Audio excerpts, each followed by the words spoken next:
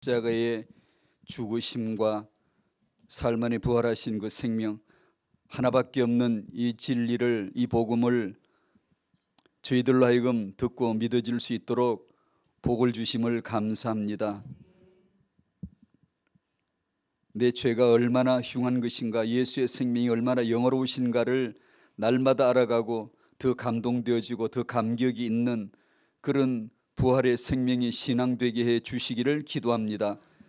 임신 준비하는 성도들, 임신 중인 성도들, 육아 중인 성도들에게 오직 예수 그리스도의 복음의 진리의 말씀 안에서 세월을 아낄 수 있는 그 지혜를, 그 말씀의 깨달음을 오늘도 허락해 주시고, 소중한 이 아이들 소중하게 하나님의 자녀들로 양육하여 주께 드릴 수 있는 믿음의 어미들, 아비들 다 되도록 축복해 주시옵소서.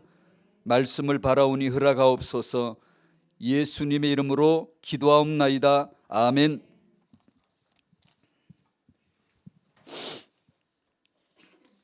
학계 제3과 순종하는 자가 받을 복입니다. 순종하여 복을 받기를 바랍니다. 성경 66권은 오직 예수를 그리스도로 정언하시는 하나님의 말씀이다라는 것을 매주 메시지에 저는 올립니다. 이렇게. 이것 하나를 아는 게 그리 중요합니다. 근원이거든요. 이거 하나를 아는 게 66권을 쫙 조명해 주거든요. 이거 하나를 모르고 66권을 공부를 해버리면 큰일 나버립니다.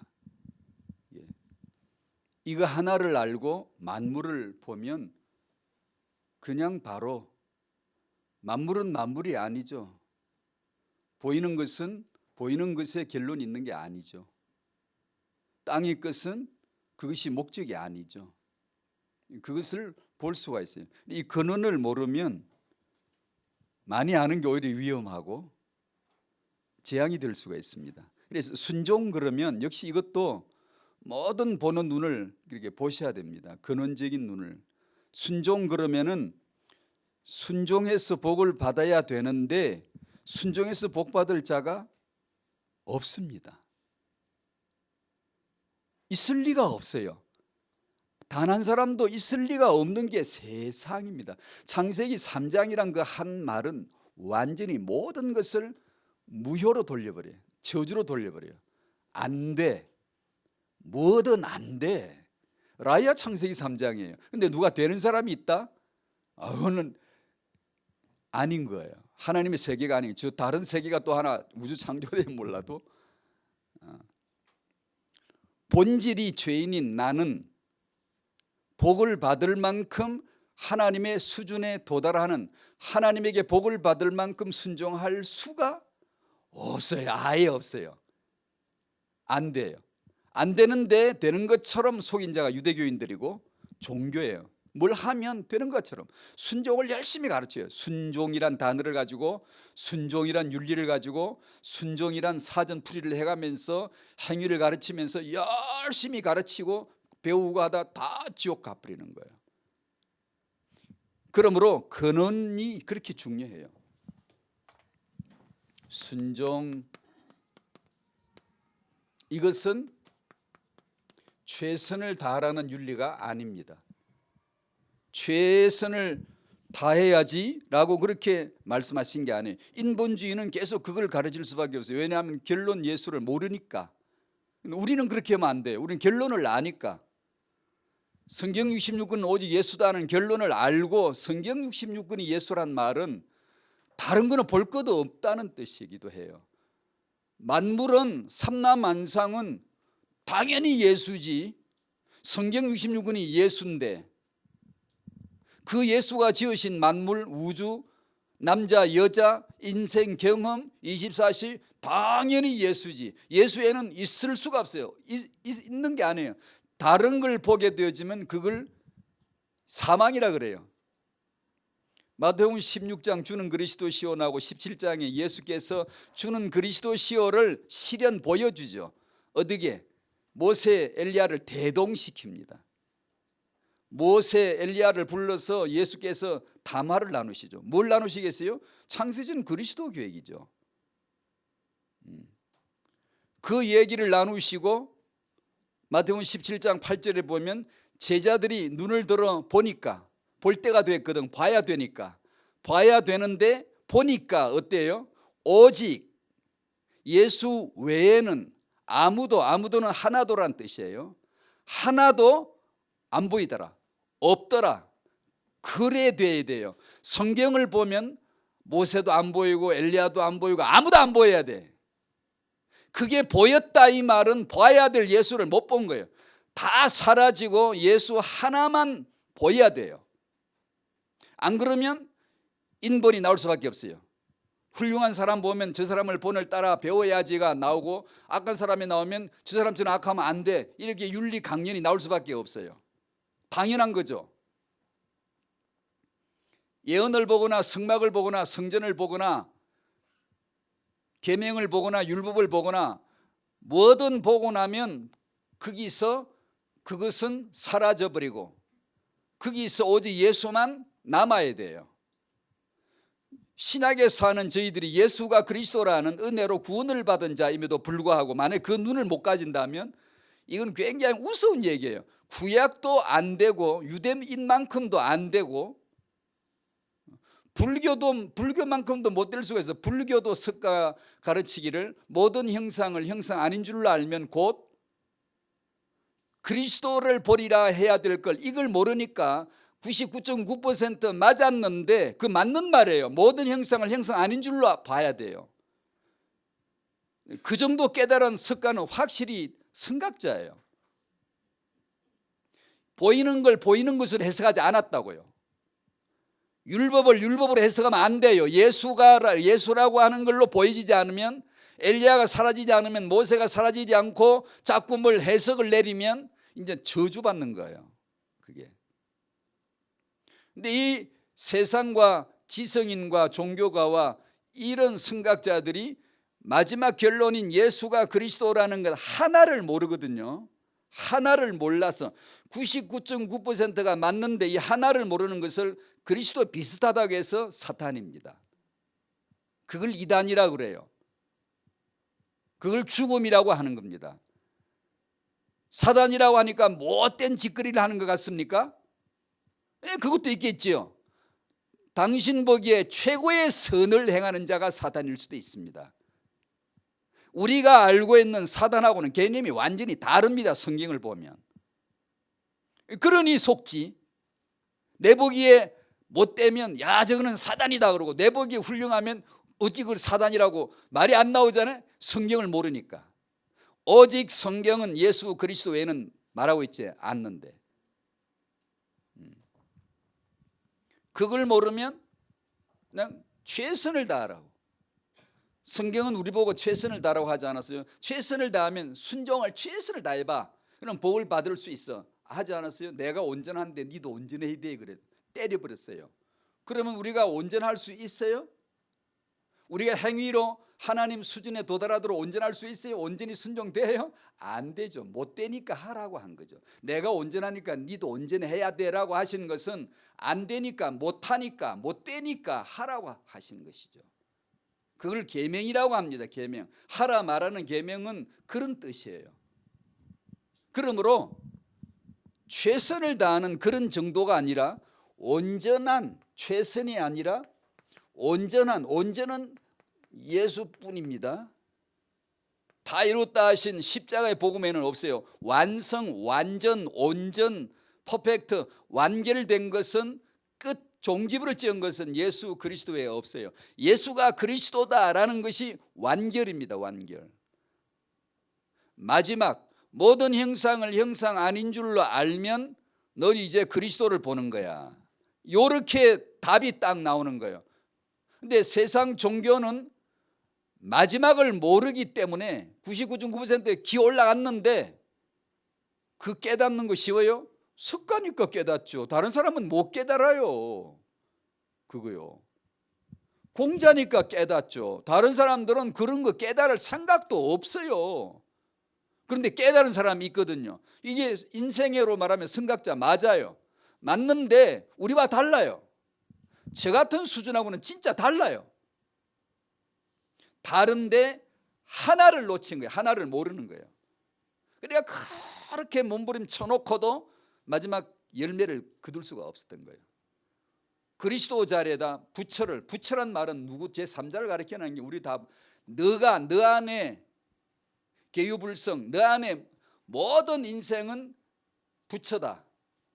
삼라만상 계유불성 모든 만물은 다 부처다 라는 마지막 결론을 거기다 갖다 딱 붙여버린 거예요. 그래서 사탄이 되어버리는 거예요. 그게 저희들이 말하는 성경이 말하는 순종이라는 것은 근원을 이해를 하셔야 돼요. 근원을 알고 어디를 봐도 보셔야 돼요. 어떤 주제가 나와도 근원부터 딱 눈이 있고 그걸 보아야 돼. 안 그러면 인본으로 윤리로 우리 생각으로 사람 경험 사람 교훈으로 척 돌아가 버려요. 안 돌아갈 수가 절대로 없게 되어 있어요. 인간이요. 누구는 똑똑하니까 안 돌아가겠지. 아니 그런 인간 없어요. 평준화돼 다 죄인이에요. 다 몰라요. 석가도 그렇게 똑똑한데 마지막에서 몰랐는데 당신은 알 것 같습니까? 모르죠. 완전한 순종 되신 예수, 아버지의 말씀에 완전히 순종하신 예수, 계명의 말씀 율법의 말씀 하라는 거 그대로 했고 하지 말라는 그대로 하지 않으신 완전하신 순종하신 예수가 그리스도란 뜻이 그 뜻인데 그 예수를 그리스도로 내가 듣고 신됨으로 그 온전함에 그 순종에 참여하게 되는 거예요. 그 안에 쑥 들어가는 거예요. 그래서 하나님은 나를 이렇게 미흡한데 모자라고 형편없는 10점짜리밖에 안 되는데 하나님은 만점짜리라고 딱 때려버려요. 예수 안에서 그리스도 안에서 넌 완전한 자로 내가 받아주마, 법적으로 선고해 주마 라고 칭의 땅땅땅 때려서 주어져 버린 거예요. 이것을 복음이라고 합니다. 그러나 복음으로 됐으니까 이제 막 살아도 되겠지. 영지주의자. 난 이제 복음으로 구원받았으니 내 안에 그리스도가 계셔, 내 안에 성령이 계셔, 거룩과 사랑을 추구하게 되어져. 내 마음대로 못 살아. 내 죽음을 확인하러 들어오신 분이 성령이지. 당신을 살려서 기살려 가지고 당신을 그냥 자기 중심으로, 그러니까 세계복음 한다고 싸우지, 전도한다면서 싸우지. 왜 그래요? 복음 잘못 해석 내렸어요. 한참 빗나갔어요. 근원을 다시 시작해야 돼요. 나는 그 거룩과 사랑을 추구할 수밖에 없는 그분의 영이 들어와 있는 거예요. 그러므로 성령 내주인도 역사를 따르라. 성령을 소멸하지 마라. 성령의 소욕을 따라 내가 순종함으로 드디어 이제 성령의 열매를 경험하는 게 내 열매 아닌데, 나는 모르는 건데 주렁주렁 맺히는 거죠.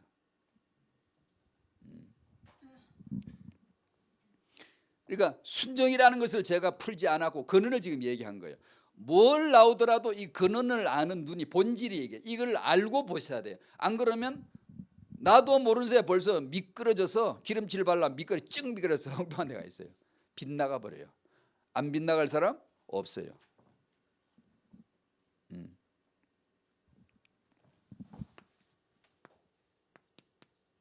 에베소 5장 16절을 찾으시겠습니다. 지난번 메시지 복습이에요. 잠깐 복습할게요.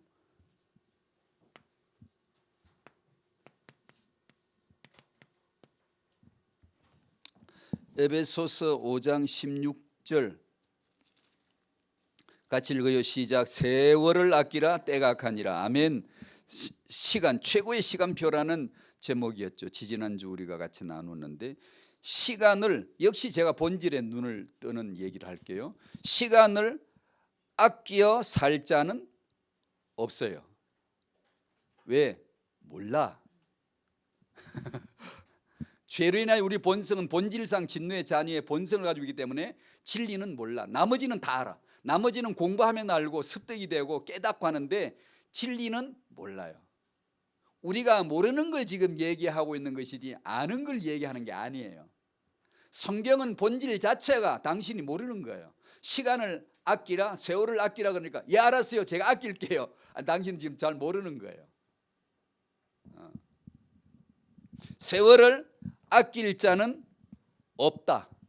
예수가 그리스도라는 은혜를 입어서 눈이 열려가면서 보니까 모든 것 속에는 반드시 예수 뜻이 들어있음을 알아가기 시작하는 거예요. 서서히 서서히. 예수를 보는 것이 만물 속에서, 만사 속에서, 내 경험 속에서, 내 만남 속에서 점점 예수를 보는 눈이 열려져 가게 되어져 있어요. 그것을 시간을 아낀다, 세월을 아낀다가 되는 거예요. 그 날들이 악한데 그 날들 속에서 하나 예수를 탁 깨닫는 거, 어느 날 받는 거예요. 아, 이 모든 것이 예수가 그리스도이심을 설명하려고 존재하는구나 깨닫는 순간 세월을 아낀 그 카이로스가 나의 것이 되는 거예요. 내가 매수하는 거예요. 내가 소유하는 거예요. 되찾는 거예요. 나의 것이 되는 거예요. 언제? 예수. 그것이 성경 66권 오직 예수가 그리스도 되심을 증언한다는 뜻이에요. 그게 그 하나가 그렇게 중요합니다. 그걸 알면 설교자인 저는 그걸 알고 설교를 해야 되고, 듣는 여러분은 그걸 알고 듣고 분별해 들어야 되고, 성경을 공부하는 자는 그걸 알고 공부를 해야 돼요. 안 그러면 딴 거 해버려요.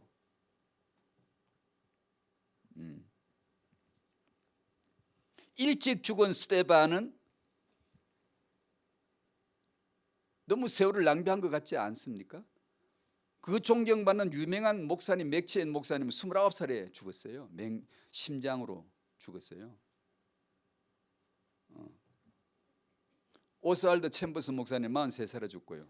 그 이전에 아주 천재이면서도 신앙까지 아주 탁월했던 파스칼은 39살에 죽었어요. 근데 이들은 세월을 산 걸로 우리식으로 본다면 참으로 세월을 산 게 없는 것 같잖아요. 너무. 그러나 100년 산 사람보다 훨씬 더 세월을 아낀 자들이고 세월을 산 사람들이에요. 아는 자들이에요. 하나님의 시간 계산하고 우리하고는 완전히 달라요. 근데 우리는 그걸 알 길이 없어요. 잘 몰라요. 우리는 늘 사는 게 육이니까. 신앙생활을 한다고요? 근데 육을 기반으로 하고 살죠. 맨날 육적인 생각을 안 할 수가 없고, 그래서 거기서 탁탁 막혀요. 영적인 눈이, 하늘이 잘 안 보여요. 안 보여. 성경이 잘 안 보여요. 내 현실과 내 상황이 바로 보이지 항상. 타영하라고 하는 것은 모태 시간, 타영하라고 하는 시간을 아껴야 돼요. 최고의 시간으로 만들어야 돼요. 어떻게 해요? 그 임신을 준비하고 임신 중인 성도가, 육아 중인 성도가 오직 예수가 그리스도이심을 어디서 깨달아야 되죠? 내 양육이, 내 출산 육아가 아니라 보이는 형상, 모든 형상을 형상 아닌 줄로 알면, 내가 지금 하는 이 출산과 육아가 출산 육아가 아니라 거기서 오직 예수가 그리스도이시다, 예수가 그리스도 되심을 위하여 예수가 그리스도이신 그 복음으로 말미암아 내게 주어진 것이다 라는 것을 아는 순간 세월을 아끼는 타영아가 되는 거예요. 그걸 모르면, 그 예수 그리스도를 알려주지 않고 타영아를 잘하면 인본주의자 더 잘하지. 더 아이를 잘 키웁시다. 그 인본주의 더 잘하죠.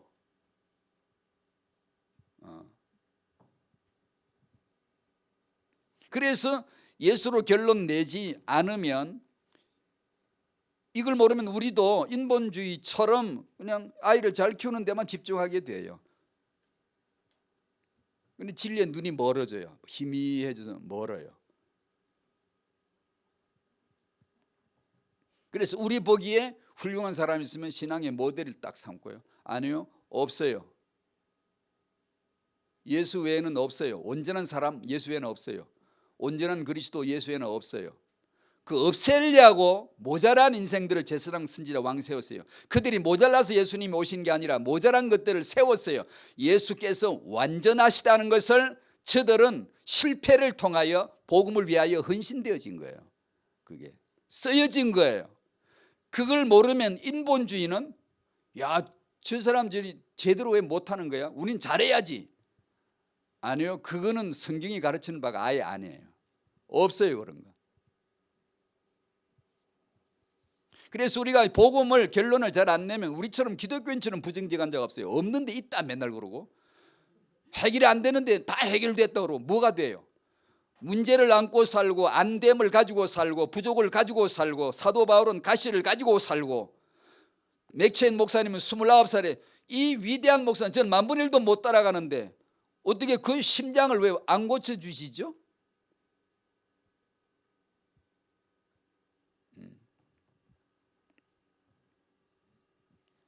그러나 거기에 하나님의 주권의 역사가 있습니다. 그걸 못 보면 여전히 우리는 우리식으로만 보게 되어져요. 우리 관점으로 우리 수준으로 해석을 내려요. 성경 보고 순인본으로 풀기 시작해요. 그러면 멉니다. 말씀에서 멀어져요. 에베소 6장 4절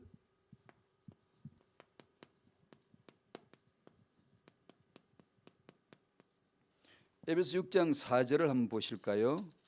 같이 읽죠. 시작. 또 아비들아 너희 자녀를 노엽게 하지 말고 오직 주의 교훈과 훈계로 양육하라. 아멘. 아멘. 역시 마찬가지예요. 이렇게 첫 번째 하나님을 노엽게 하지 말아야 되죠. 하나님을 노엽게 하는 건 우상이에요. 여러 가지겠지만 오늘은 그냥 하나만 딱 핵심만 줄게요. 우상 숭배하는 거예요. 그럼 우상 숭배 안 하면 되는 건가요? 제가 지금 이런 어법을 계속 쓰는 이유는 복음이 뭐라는 것을 지금 우회적으로 계속 때려주는 거예요. 지금 설명해 주는 거예요. 지금 우상 숭배 하니까 저주받았다. 그럼 우상 숭배 안 하면 복 받겠네요. 그럼 우상 숭배 안 할 자가 있어요? 없는 게 인간이에요. 있으면 안 돼요. 있으면 예수님 왜 죽나? 우상 숭배 예수님 안 죽어도 우상 숭배 안 하는 사람이 있는데 예수님 죽을 필요가 없는데 예수님 죽음이 도움이 안 돼도 우상 숭배 안 할 줄 알고 복을 받을 줄 알면 예수님 왜 죽으시나? 그래서 창세기로 출발하면 안 되고 창세전으로 출발해야 돼요. 항상 모든 것을 볼 때 창세기로 출발하면 안 돼요. 사람 얘기가 나와요. 우리로 출발이 되어져 버려요. 인본으로. 창세전에서 출발해야 되고 창세전 그리스도로 출발해야 돼요. 그러면 나머지 역사는 이후 역사는 필연적이에요. 경륜과 섭리예요. 다. 그걸 알 때 결론이 나고 감사가 우리식 감사가 내 좋으면 감사 안 좋으면 안 감사 그런 정도가 아니고요. 범사 감사란 말은 우리가 아는 게 아니라니까 절대 몰라요. 완전 복음에 들어갔을 때만 모든 걸 지배해버려요. 그걸 범사 감사라고 하는 거예요. 그 예수가 왜 결론되는가를 우리가 못 보면 범사 감사는 절대 부정지가 우리 기독교인들이 범사 감사 뭔지도 모르고 하지도 못하면서 그냥 범사에 감사하라 아멘 아무리 아멘 해보시오. 그게 되나? 안 돼요. 안 되는데 왜 안 되는 거지 알아봐야 될 거 아니에요. 우상숭배 이것은 하나님의 진노를 불러와요. 그런데 우리는 우상숭배자예요. 100%가 모든 사람은 죄를 범하였으며 이 말은 모든 사람은 우상숭배자이며 같은 뜻이에요. 우상의 근원이 뭐라 그랬죠? 사단 아니에요. 나요. 나 자아라고요. 나 중심이라고요.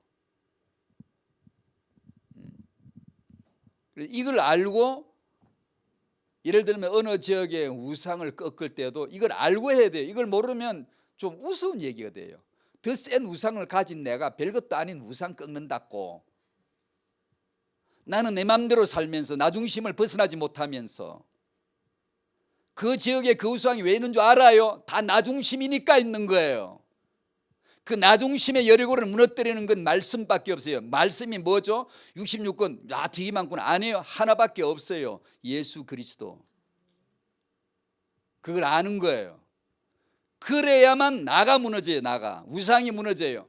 이런 자가 보이는 형상 우상 사상 우상 이런 것들을 꺾을 수가 있고 보여지는 것이지 이걸 모르는데 뭘 다른 얘기는 그건 한참 빗나가는 거예요.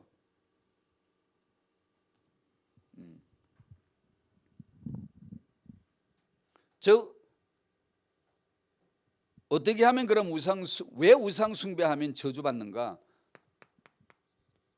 그것이 곧 복음을 거부하는 것이기 때문에, 복음을 불신하는, 복음을 걷어차버리는 것이기 때문에 그렇다는 걸. 자, 노엽게 하지 말라고 해서 하나님을 노엽게 하는 성경이 생각이 나서 1번을 그냥 넣은 거예요. 제 마음에. 하나님을 노엽게 경노케 하지 말아야 되는데, 성경에 보면 여호와로 경노케 한다, 여호와로 진노케 한다는 단어들이 나오는데, 그때마다 가장 핵심적인 게 우상이에요. 다른 것들도 있지만 여기서 핵심적으로 하나만 딱, 우상 숭배다. 신명기 9장 8절에 호렙산에서 너희가 여호와를 경노하게 하였으므로, 시내산에서 이스라엘이 여호와를 경노하게 한 게 뭐죠? 우상 숭배예요. 시편 106편 29절, 그 행위로 주를 경노하게 함으로, 주를 경노하게 하는 그 행위가 뭐죠? 원래 단어 뜻이, 그 행위란 말이 자기가 창안한 것들, 자기 아이디어들이에요. 사람이 창안해낸 것들이 우상이에요. 우상, 다른 신. 그러면 주님으로 하여금 경노케 만드는 거예요. 그러므로 재앙이 그들 중에 크게 유행했다다. 계속 재앙을 당할 수밖에 없어요. 제가 반복해 설명합니다. 그러면 그 계명 잘 지켜서 우상 숭배 안 하면 재앙 안 받겠네? 예, 그러십시오. 그래야지요. 그런데 율법은 너는 불가능함을 때려주는 게 율법이에요. 너는 우상 숭배 안 할 수가 없지 않니? 그래서 말씀이 우상 숭배 하지 마라고 탁 찔러 넣는 거예요. 왜냐? 이미 하고 있는데, 본질상 태중에서부터 이미 우상 숭배자로 나오는데, 본질상 진노의 자녀로 나오는데, 우린 태중의 아이에게 자 이런 말, 이런 표현들은 사이게 잘 들으시면 될 거예요. 안 그러면 그냥 생각하다가 그냥 피곤해서 지쳐 나가버려요. 가만히 생각해 보셔야 돼요. 우리 태중에서부터 흑암을 꺾어야 되고 흑암 역사를 막아야 돼요. 왜냐하면 마귀가 태중에서부터 역사할 게 뻔하니까. 맞아요. 그러면 그걸 막아야 하겠죠. 막을 수 있나요? 아니요, 못 막아요. 내가 누군데 그걸 막아요? 지금 마귀가 어떤 존재로, 본질상 진노의 자녀로, 죄인으로 이 아이는 태어나는데 그걸 막을 길이 있어요? 없어요. 그럼 우리가 할 수 있는 최선이 뭐예요? 순종이 뭐예요? 우리가 잡을 수 있는 언약이 뭐예요? 우리가 막을 수 있는 방법이 뭐예요? 난 없어요. 그걸 아는 거. 어느 정도 막아야 된다, 10% 막았다, 어떤 사람 믿음 좋아서 50% 막았다, 이게 중요한 게 아니고요. 그 안됨을 알아야 돼요. 알아야 돼. 내 처지를, 마귀의 형편을, 본질, 이 세상 본질이 악하다는 그 날들이 악하니라, 때가 악하니라는 피할 수 없는 현실이에요. 때가 악해요. 내가 악하게 만든 게 아니에요. 때가 악하다고, 날들이 악하다고. 피할 수가 없지요. 그것을 아는 거예요. 아는 거. 내가 순종을 넌 50% 했니? 40% 했니? 저 사람 80%까지 했어. 이게 아니고요. 그게 안 된다는 원천을 아는 거예요. 아는 거. 아는 그것이 말씀이에요. 말씀. 그러면 예수에는 믿을 리가 없어요. 그리스도에는 내게 아무도 미루지가 않아요. 당연히. 그래서 오직 예수 그리스도란 감격과 감동이 더해지는 거. 자꾸만 내 보는 모든 눈이 이것도 예수잖아, 이 희노애락이 다 예수잖아를 알아갈수록 예수가 그리스도야 라는 한마디 속에 감동이, 감격이 날로 늘어가는 거예요. 예수 믿어서 내가 응답을 이만큼 많이 받아가 그런 거 아니고요.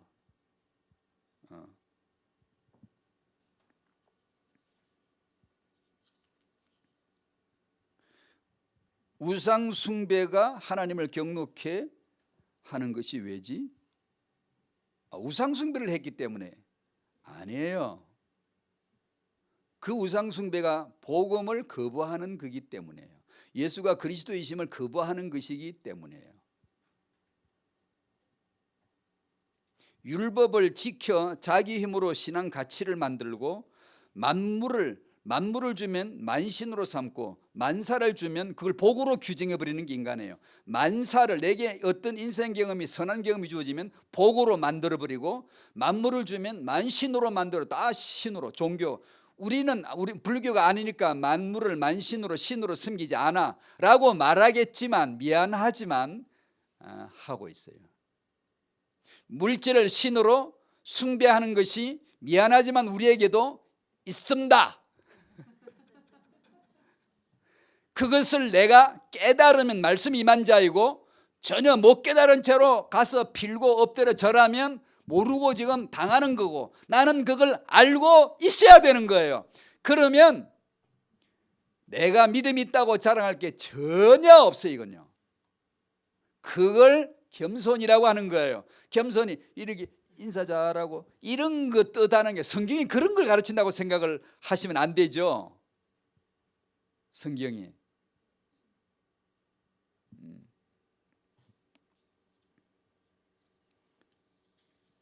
율법을 지켜서 하나님을 기쁘시게 하려고.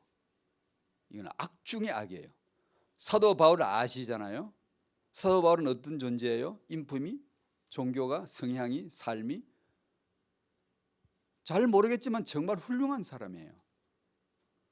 율법 앞에 자신 있다고 말할 정도로, 난 흠이 없다라고 말할 정도로, 나는 엘리트 가문이고 나는 구별된 가문이고 아주 그냥 학적으로나 종교적으로나 삶이 흠이 없는 자예요. 그런데 뭐라 그러죠?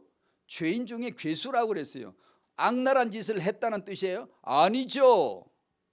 우리가 생각하는 야 나쁜 짓을 참 많이 했나 보다 그런 거예요? 아니죠. 바울이 한 건 뭐예요? 하나예요. 율법을 지켜서 하나님 앞에 기쁘시게 하려고 했던 거예요. 그런 율법은, 그런 것은 착하면 착할수록 죄인 급수가 높아지는 거예요. 그렇게 율법을 아시나요? 기독교인들의 율법 이해가 참 빈약해요. 율법과 복음을 이해하는 게 참 빈약해요. 지금 기독교인들이 종교와 복음을 이해하는 게 참 빈약해요. 그런 것이 빈약하면 그거는 뭐 맨날 신학자들이나 뭐 굉장히 그런 거 연구하는 사람들이 알아야 돼요. 아니에요. 초대교회나 예전에 부흥기에 보면 지금 성도들은 듣지도 못할 어려운 말들이에요. 근데 어려운 것인데 왜 그렇게 막 퍼주어졌죠? 성령이 역사하면 탁탁탁 뚫려 들어가요. 그 말씀 자체를 아주 잘 알았어요. 깊이 있게 받았어요. 지금은 그에 비하면 정말 가벼워요. 율법을 하나, 고난주간을 지나올 때 내 죄로 말미암아 통곡한 사람이 몇이나 있겠어요. 고난주간 행사를 많이 할수록 고난하고는 거리가 멀어요. 복음하고는 거리가 멀어요. 그런 의식 행사 잘하는 종교들 봐보세요. 복음 하나, 복음 모르는 자일수록 의식과 행사는 아주 그냥 아주 딱 부러지게 합니다. 왜냐? 그거밖에 없으니까. 지금 기독교인들이 자기 죄 때문에 어찌 알고 통곡해 본 적이 얼마나 있겠어요? 죄 회개해 본 적이 얼마나 있겠어요? 내 죄로 말미암아, 내 죄로 예수가 죽었는데 그래 가벼워요? 내 죄로 인하여서 정말 가슴 아프게 회개한 적이 얼마나 있겠어요? 그 죄가 심각함을 모르는데 어떻게 의의를 그렇게 안답니까? 영리하기도 하지. 어떻게 그렇게 똑똑한가? 어디서 그렇게 배워요? 내가 죄에 내 심령이 얼마나 부패한 악취가 나는가를 모르는데, 지옥 불냄새가 지금도 나고 있음을 모르는데 어떻게 예수 부활의 생명과 의와 그 영광을 알겠냐고요? 모르게 되어 있어요. 인생은 교훈이 어둠을 알아야 빛을 알게 되어 있어요. 죄를 알아야 그 생명을 알게 되어 있어요. 안 그러면 몰라요. 그래서 율법을 때린 겁니다. 거칠게. 저는 그걸 하나님의 거친 말투라고 합니다. 너 가서 네 남편이나 불러 데리고 와봐. 이건 매너 없는 하나님의 거친 말투입니다. 그 여자한테 그게 무슨 말투예요? 그게 인격을 배려해 주지도 않아요. 냅다 그냥 갑자기 그냥 내질러 버립니다. 네 남편이나 불러 데려와. 니고데모, 네 선생이라면 그것도 모르니? 이게 다 율법적인 표현이에요. 거친 말투예요. 하나님의 매너 없는 거친 말투로 확 긁어 털어버립니다. 인생을 율법 앞에 털려야 난 정말 죄인이구나 이걸 알아들어야 무릎을 착 꿇죠. 그래야 그 자유, 해방, 구원이 뭔가를 알지. 지금 기독교인들은 이걸 잘 몰라요. 모른 채 그냥 주는 그리스도시요 만번을 말해보시오 구원을 받나. 그 말이 구원을 받는 게 아닙니다. 내 안에 내 속에 들어와 계시는 살아계신 그리스도라야 되는 거예요.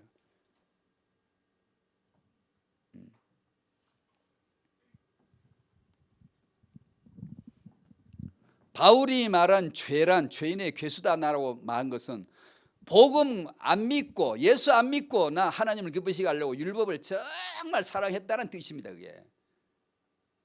그게 무서운 죄입니다. 근데 그게 무서운 죄로 우리는 없나요? 그런 율법으로 사는 게 얼마나 많은지 몰라요. 그런데 그걸 죄로 나는 죄인의 괴수라고 보여지질 않죠. 잘. 왜냐하면 율법의 말씀을 잘 안 받아요. 왜냐?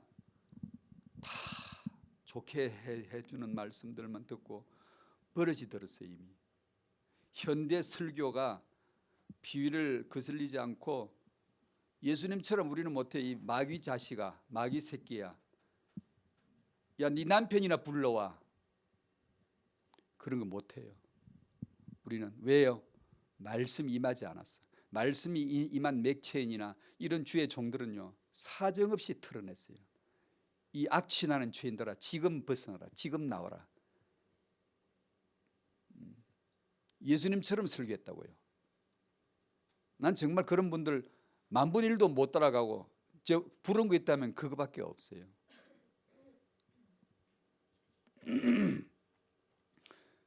율법을 가장 잘 지키려고 한 바울은 죄인 중에 괴수예요. 예수만이 그리스도시라는 복음을 받고 나서 보니까 알게 된 거예요. 바울이 그걸 알게 된 거예요. 예수 그리스도를 믿는다는 게 그렇게 놀라운 겁니다. 우리 문제가 딱 하나 있죠. 뭐죠? 그 놀라운 예수만이 그리스도라는 걸 믿었는데 감격이 별로 안 솟아나오는 거예요. 안 솟아나오는 거예요.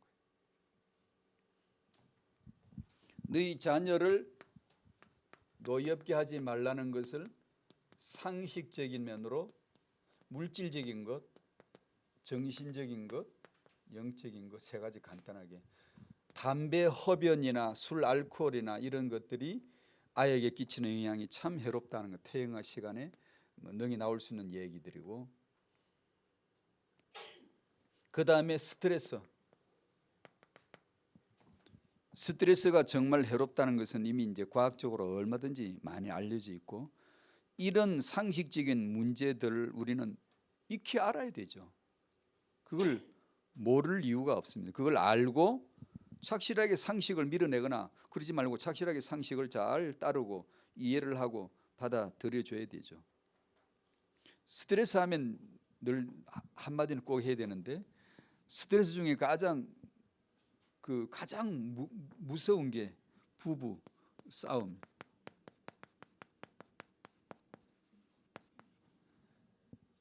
이거는 스트레스 지수가 아주 7.2인가 나오더라고.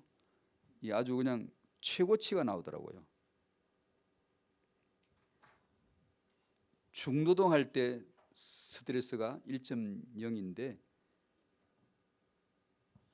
부부 싸움하는 스트레스는 자녀들에겐 거의 그냥 핵폭탄급에, 핵폭탄 하니까 요새는 이런 말 하니까 새롭게 들리네. 쓰고 싶지 않네. 그렇게 아주 정말 중대한 문제인 것 같아요. 그래서 임신 중이거나 임신을 준비하는 부부들에겐 이런 것들이, 이런 정보들이 평이하게 편안하게 제공되어지고 포럼이 되어져서 그걸 가지고 어디를 가야 되지? 그리스도 앞으로 가야 되죠. 그 다음에 18개월, 36개월, 서너 살짜리, 60개월, 대여섯살짜리, 여기에서 전에도 이런 언급을 좀 했습니다만, 부모의 말투, 이거는 정말 배워야 되겠더라고요. 제가 그런지 모르겠습니다만 저는 꼭 배워야 되는데, 이 말투를 정말 배워야 돼요. 이런 좋은 책들이 서점에 가면 많아요. 아델 페이버라는 사람 책, 옛날에도 제가 소개했던 것 같은데, 부모의 말 한마디로 훌륭하게 키울 수 있다는 책인데, 이 사람 자기 고백할 때 나는 아이를 낳기 전에는 훌륭한 부부였다. 아이를 낳아 기름에서 난 미숙한 부모라는 것을 드디어 알게 됐다. 그래서 아이 엄마들을 상담해주는, 가르쳐주는 선생이었어요, 이분이. 근데 드디어 아이 키우다가 내가 정말 바보구나, 무식하구나 하는 걸 알게 되고 공부를 하기 시작했다는 고백이 나와요. 말하는 공부, 자녀에게 말하는 공부, 잔소리로 하지 말고 해결책을 제시하지 말고 맞서지 말고 감정을 맞서지 말고 공감할 수 있는 지혜로운 말을 어떻게 하는 건가를 드디어 이분도 배우기 시작했다라면서 쓰는 책이더라고요. 그래서 이런 강의가 필요해. 이제 이런 것들을 여러분들이 책을 읽고 포럼을 한다든가 습득을 해야 돼요. 인정해야 되고 하나씩 배워가야 되죠. 정말 공부가 중요한데 정말 중요해요. 제가 이 긴 시간을 말 못해서 그렇지만 공부를 하셔야 됩니다. 공부되면 하십시오. 공부는 꼭 해야 돼요. 내가 배우지 않으면 정말 이건 어리석어요. 배울 수 있는 한 배워야 돼요. 그 다음에 한마디 더 할게요. 아무리 공부해도 안 되는 사람은 안 돼요. 실제 우리 교인들 중에 아무리 배워도 안 되는 사람 안 돼요. 강의를 들어도 안 되는 사람 안 되고 책을 억지로 읽고 같이 포럼을 하고 해도 안 되는 사람은 안 돼요. 잘 아시는 대로 어떻게 우리는 나가죠? 부모에게 어릴 적부터 우리는 감정적인 대우를 잘 받은 사람이 사실 별로 없어요. 우리가 그래서 부모에게 받은 대로 나오거나 반대로 자극을 받아가 충격받아가 이제는 거꾸로 하는, 되게 크게 대별하면 그렇게 나오죠. 부모에게 내가 받은 대로 하거나 아니면 그 반대로 하거나 한 맺혀가지고 난 부모처럼 안 해, 우리 엄마처럼 안 할 거야. 그런 식으로 나오죠. 어떤 분이, 내 남편은 목사님인데요, 육아에는 너무 서툴러요. 그러면 목사님이 육아를 안 서툴게 잘하리라고 기대했나요? 기대할 수 있어요. 그러나 언제 정신 차리죠? 복음을 받아보셔야 돼요. 복음을 받아가면 그럴 필요가 없어요. 당연히 내 남편이 목사님이라 할지라도 자녀 육아가 서툴 수도 있음을 얼마든지 볼 수 있어야 돼요. 그게 복음, 오직 예수만이 그리스도란 말은 그 영역이 모든 영역을 다 지배해요. 다. 그게 복음이에요. 복음을 어설프게 나중심으로 깨달아 놓으면 그렇게 해석밖에 안 나와요. 그런데 정말 복음을 복음으로 알아가기 시작하면 당연히 부부 관계에서도 복음으로 보게 되어져요. 당연하구나. 그럴 수밖에 없지. 그럼 공부하면 되지. 공부를 하면 공부한 대로 되나? 안 되지. 공부하는 새 애는 다 컸지. 그래도 괜찮은 거예요. 주의 종 만들어내신 부모님들은 육아를 훌륭했어요? 아니에요. 결코 그런 결론이 나온 게 아니에요. 모든 상황을 다스리게 하는 복음의 말씀을 받으셔야 돼요. 육아 기간에 다 지나갔어도 괜찮고요. 자녀를 노엽게 하지 말란 이 말에 또 오늘의 제가 운을 뗀 그 본질을 또다시 얘기하고 마칠게요. 이 말은 보다 본질적인 문제가 있습니다. 말씀이 자녀를 노엽게 하지 말라 했으면 노엽게 하지 말아야 돼요. 그렇죠? 말씀이 노엽게 하지 말래, 자녀를. 어떻게 해야 노엽게 하지 않을 수 있을까요? 이게 무슨 뜻일까요? 아이를 환하게 자극하지 말라는 뜻일까요? 그러면 오냐오냐 키우란 얘기예요? 공감대화법을 잘 익혀서, 능숙하게 익혀서 아이를 훌륭하게 키우라는 그런 건가요? 하나님도 공감대화법의 육아를 지지하시는 거예요? 하나님은 엄격한, 너희 자녀를 노엽게 하지 말라는 이 말이 하나님은 엄격한 교육보다는 개성 존중해주고 창의적인 교육을 하라는, 그게 더 좋다라고 하는 그런 말씀인가요? 성경이 이렇게 말씀하면 우리는 뭘 생각해야 할까요? 제가 처음부터 운을 뗐어요. 오늘요. 본질, 근원적인 순종서부터 이익을 뗐거든요. 성경이 무슨 말씀을 하면 우리는 무엇부터 생각해야 할까요? 윤리로 말하자면 자식이 부모를 속썩이지 않아야지, 노엽게 하지 않도록 해야지. 여기는 어때? 부모가 자녀를 노엽게 하지 말라는 이런 게 어디서 나온 윤리예요 이게? 그러니까 성경이 뭘 하라 말라 그러면 우리는 무엇부터 생각해야 되냐? 어떻게 해야 자녀를 노엽게 하지 않을 수가 있을까요? 어떤 분들에겐 또 그 얘기구만, 너무 평이하게 와다 들릴 수가 있겠지만 그것은 오직 예수만이 그리스도란 복음의 진리를 계시하는 다른 방편이에요. 그것이 성경이에요. 성경. 아비들아 너희 자녀를 노엽게 하지 말고 뭘로? 오직 주의 교훈과 훈계로 양육하라. 무슨 뜻이에요? 본질상 진노의 자녀인데 이 아이를 잘 키울 수가 있어요? 없어요. 유대인은 잘 키웠는데 자녀를 노엽게 하는 전형적인 육아가 그겁니다. 복음으로 볼 때 자녀를 노엽게 하는, 자녀를 재앙받게 하는 전형적인 육아가 그런 육아입니다.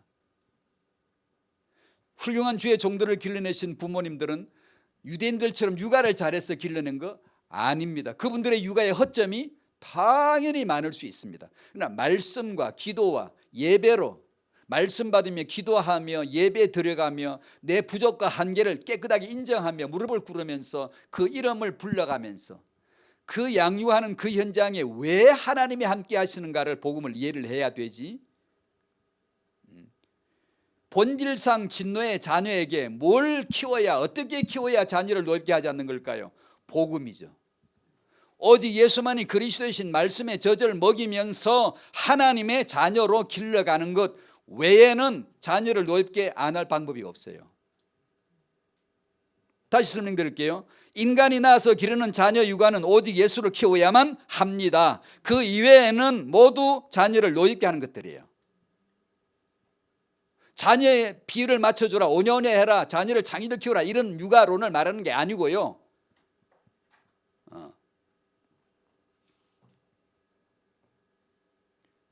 그래서 제가 오늘 처음부터 이제 이 근원이다, 본질이다라는 것을 제가 시작을 한 겁니다. 그러니까 예수 그리스도를 믿는다는 것이 이토록 큰 겁니다. 다죠, 다인데 제가 초반에서도 말씀드린 대로 우리의 문제는 그거예요. 믿는데 지금 누가 저보고 예수 믿습니까? 그러면 믿는다고 딱 말할 수 있는데 제 문제가 뭐냐면 그 믿음에 대한 절대성, 유일성에 대한 감격이, 유일성도 알아, 절대성도 알아, 단어로 사전풀이로 알아. 그리스도 무슨 뜻이야? 사전풀이지. 기독교인들이 주로 알고 있는 게 사전풀이지. 그리스도가 무슨 뜻이라는 걸. 그러나 어떤 사람은 그 뜻을 몰라도 그리스도를 감격으로 누리는 사람들이 있거든. 제가 처음에 그랬거든. 저는 그리스도가 무슨 뜻인지 몰랐어요. 몰랐는데 완전 그리스도 누렸잖아요. 나중에 듣고 알아보니까 이미 내 안에 사시는 그리스도가 이런 뜻이었구나를 그때 알면 되는 거지. 그걸 처음부터 사전적 풀이가 중요해서 그걸 알아야만 아는 거 결코 아니죠. 그럼 사전적 풀이가 틀렸단 말이냐? 아니지. 할 수 있으면 설명해 주지. 그 설명을 통하여 그리스도를 속에서 만나야지. 내 속에 사시는 그리스도가 아니면 아무리 뜻을 안들, 그 용어를 이해한들 나하고는 아무 관계가 없어요. 피곤해요. 난 예수 믿은 지가 10년인데 저는 석 달밖에 안 된 게 왜 저리 까불어? 정말 재수없고 정말 나는 왜, 속으로는 고민하죠. 나는 왜 안 되지? 겉으로는 말은 못하지만 예수를 믿는다는 게 이렇게 중요하고 위대하고 다인데 문제는 이에 대한 감격이 별로 없다는 거예요. 기도는 뭐죠 그럼? 주님, 저로 하여금 그 주님을 알게 하옵소서. 어떻게? 가난해져 가지고, 심령이 가난해져 가지고 애통하는 심령으로 내 인생의 24시 중에 가장 좋은 시간을 당연히 그분께 드려야 돼. 그분과 만나기 위해서 일찍 자고 일찍 일어나서 새벽 시간에 고요하게 내가 말씀 읽고 그 말씀 앞에 하나님 만나기를 원하는 그런 정도, 그런 걸 할 수 이제 분유하고 조급하고 바쁜 것을 피해가면서. 왜냐하면 성령님도 못 받거든요. 성령 주시는 말씀 받을 수가 없어요. 그래서 영성을 가진 자들은 고독을 원했습니다. 고독합니다. 예수를 알아갈수록 고독해. 왜냐? 이질감, 세상은 너무 몰라요. 너무 아니야. 너무 아닌 것을 딱 거기에 매여 살거든요. 근데 그리스도를 알아갈수록 이건요 완전하게 구별됩니다. 그래서 고독할 수밖에 없어요. 고독한 게 너무 좋아요. 왜냐하면 성령의 음성이 들려요. 그분의 말씀이 주어진다고요. 그래서 그걸 소중하게 여깁니다. 믿음의 사람들은 그런 것을 소중하게 여겨요. 그 기도, 그 시간, 세월을 아끼란 말이 그 뜻이에요. 그걸 그렇게 해서 주의 복음을 알아가게 해 주옵소서. 복음 많은 눈을 열어 주옵소서. 이보다 더 중요한 건 없어요. 이걸 모르면은 거의 막 쓰레기 비슷한 거 이런 것들만 나열해 놓고 막 열심히 막 간구하면 그걸 간구라고 생각하는데 아니요. 간구란 말은 우리의 태도가 아닙니다, 여러분. 말씀입니다. 말씀을 내가 열려지는 것만큼이 내 간구의 정도가 되는 거예요. 하나님 입에서 나오면 말씀이고 내 입에서 나가면 똑같은 말씀인데 기도예요. 그게 아는 것만큼 간구가 되는 거지. 나 죄인이거나 예수만 그리스도는 아는 것만큼 간구함이 돼요. 그런 은혜가 우리 모두에게 임하시기를 축복합니다. 임신을 준비하거나 임신 중이고 육아 중인 성도님들에게 이 은혜가 충만히 물 흐르듯 부어지게 되시기를 축복합니다. 사회자 나오실 때까지 기도하시죠. 다 같이 기도하시겠습니다.